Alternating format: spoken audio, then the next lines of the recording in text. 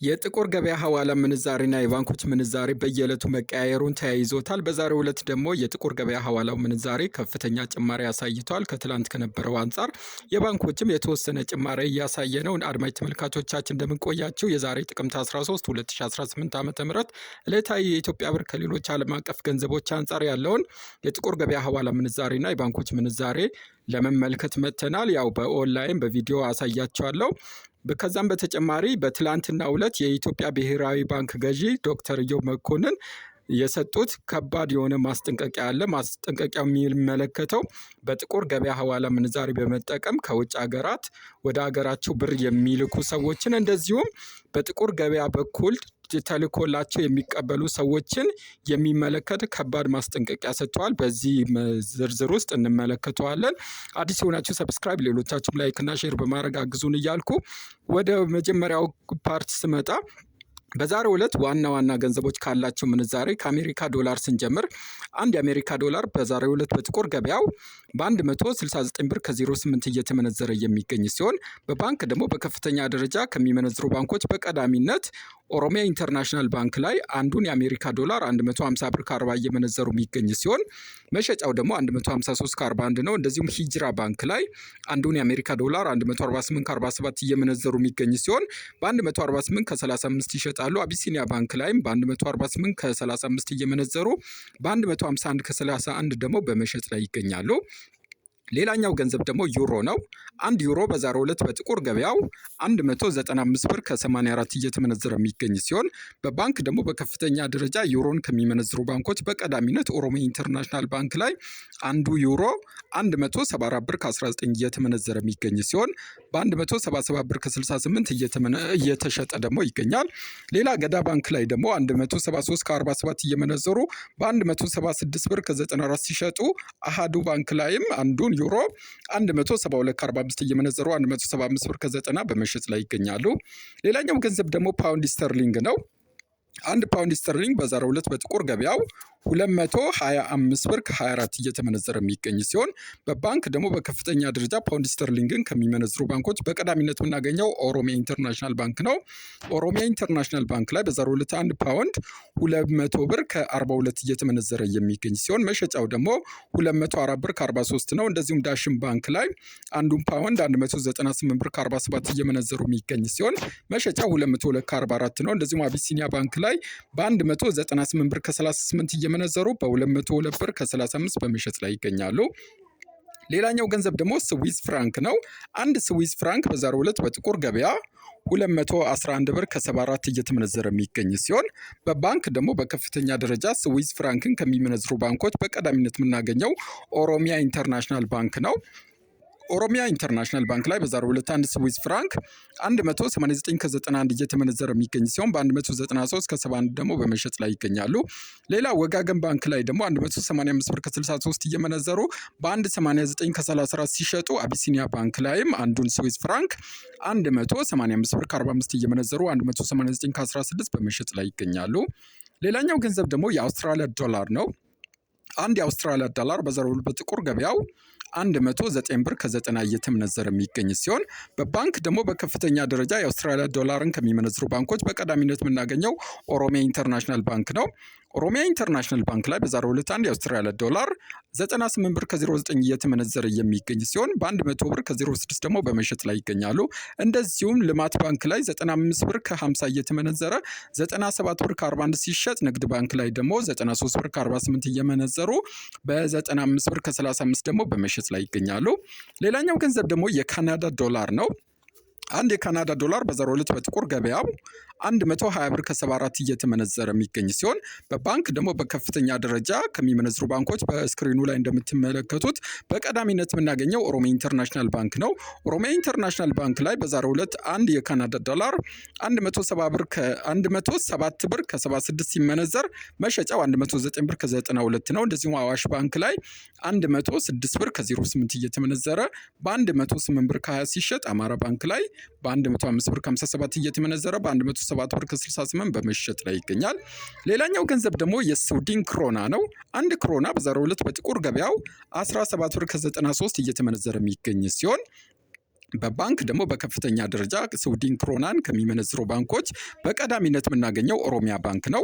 ኦሮሚያ ባንክ ላይ በዛሬው ዕለት አንድ ስዊድን ክሮናን 16 ብር ከ03 እየመነዘሩ የሚገኝ ሲሆን በ16 ብር ከ35 በመሸጥ ላይ ይገኛሉ። እንደዚሁም ወጋገን ባንክ ላይ አንዱን ክሮና 15 ብር ከ70 እየመነዘሩ የሚገኝ ሲሆን 16 ብር ከ01 ደግሞ በመሸጥ ላይ ይገኛሉ።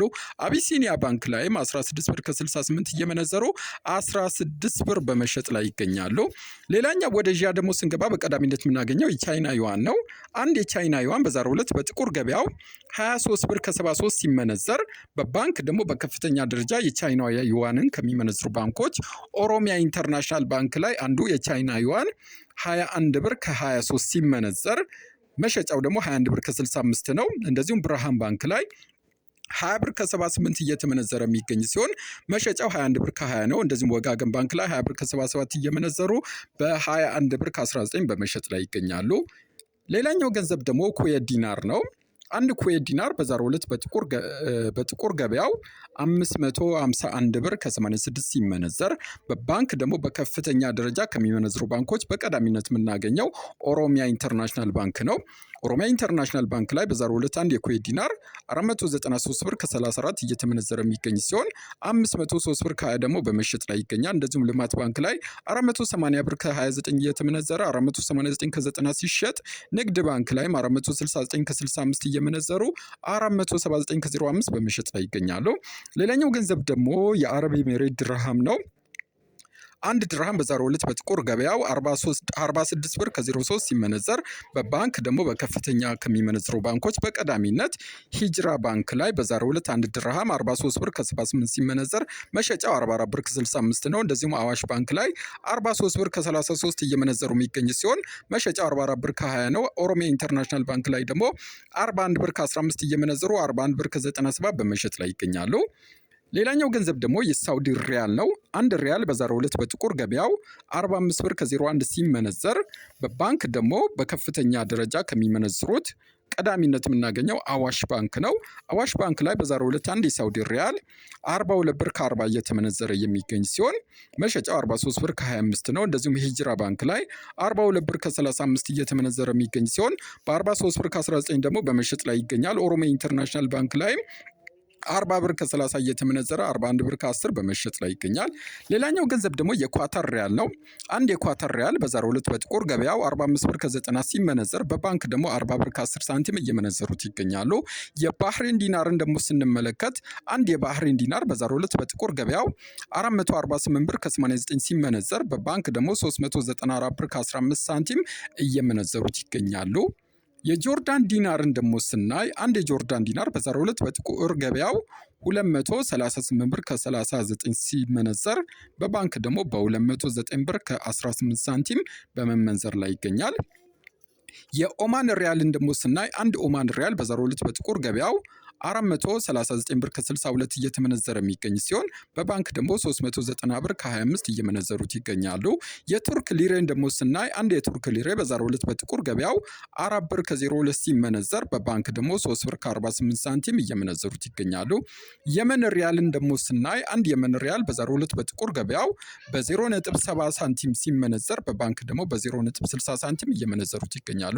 በመጨረሻም ወደ አፍሪካ ስንመለስ አንድ የደቡብ አፍሪካ ራንድ በዛሬው ዕለት በባንክ 8 ብር ከ71 እየመነዘሩ የሚገኙ ሲሆን የጅቡቲ ፍራንክ ደግሞ 0.85 ሳንቲም እንደዚሁም የኬንያ ሽልንግ በ1 ብር ከ17 ሳንቲም እየተመነዘረ ይገኛል። ወደ ሁለተኛው ዘገባ ደግሞ ስንገባ በትላንትናው ዕለት የኢትዮጵያ ብሔራዊ ባንክ ገዢ ዶክተር ኢዮብ መኮንን የሰጡት ከባድ ማስጠንቀቂያ አለ። የጥቁር ገበያ ሐዋላ ምንዛሬ በመጠቀም ወደ ሀገር ውስጥ ገንዘብ የምትልኩ እንደዚሁ የምታስተላልፉ ከዛም በተጨማሪም በጥቁር ገበያ በኩል ተልኮላችሁ የምትቀበሉ ሰዎች ከዚህ በፊት ያው የሰጡት ማስጠንቀቂያ ነበር። አሁን ደግሞ ጠንከር ያለ ማስጠንቀቂያ ሰጥተዋል። ክትትላችንን እያጠናከርን ነው። ከዛም በተጨማሪም ክትትላችን አካውንት በመዝጋት ብቻ ሳይሆን የተለያዩ እርምጃዎችን መውሰድ ንብረትን እስከ መውረድ ድረስ የሚያደርስ ከባድ የሆነ እርምጃ ለመውሰድ መዘጋጀታቸውን ያው በትላንትናው ዕለት በሰጡት መግለጫ ተናግረዋል። ይህም ደግሞ የሚያሳየን የጥቁር ገበያ ሐዋላ ምንዛሬ ካሁን በኋላ ገንዘብን ለመላክ በጣም አደገኛ መሆኑን እንደዚሁም የለፋችሁበት ንብረታችሁ ከሚቀልጥባችሁ በኖርማል በባንኮች በኩል ገንዘባችሁን በመላክ ህጋዊ በመሆንና የገንዘባችሁንም ደህንነት ማስጠበቅ ትችላላችሁ። እሳቸው የሰጡትን መግለጫ በአጭሩ እስኪ እንመልከትና እንመጣለን። ደጋግመን ብናነሳም ከህገወጥ ስራ ደግሞ ያልተቆጠቡ እንዳሉ አይተናል። ለነዚህ የመጨረሻ ማሳሰቢያ መስጠት ነው የምፈልገው። ብሔራዊ ባንክ ሰፊ ዝግጅት አድርጓል። ከጸጥታ ተቋማት ጋር በመነጋገር የብሔራዊ ባንክ ህግ የታክስ አስጣኑን ህግ አጣክሰን በተለይ የቴሮሪዝም ፋይናንሲንግ ወይም መኒ ላውንደሪንግ የምንለው ላይ የተሰማሩ የተወሰኑ የገንዘብ አስተላላፊ ተቋማት እንዳሉ ደርሰንበታል። እዚህ ላይ በጣም የተናበበ የተቀናጀ ሰፊ እርምጃ ለመውሰድ ያሰብነው ይሄንን አስቀድመን በግልጽ ነግረናቸዋል።